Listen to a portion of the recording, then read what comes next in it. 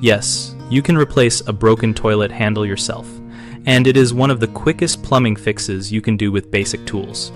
Start by lifting the tank lid and setting it safely aside on a towel to prevent chips. Identify the handle nut inside the tank where the lever passes through the porcelain.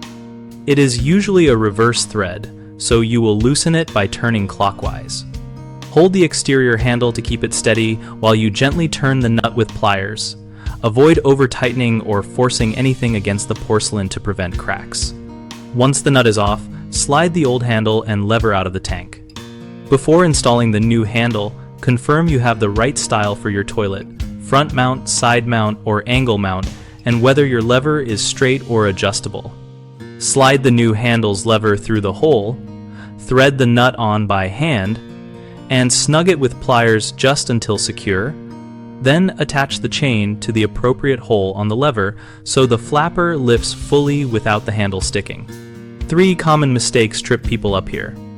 Over-tightening the handle nut can stress the porcelain and cause hairline cracks, so just snug it and stop when it feels secure. Leaving the chain too tight makes the flapper fail to seal and the tank will run non-stop. Add 2 to 3 links of slack so the flapper seats cleanly after each flush. Picking the wrong handle style for your tank mounting position leads to binding and weak flushes.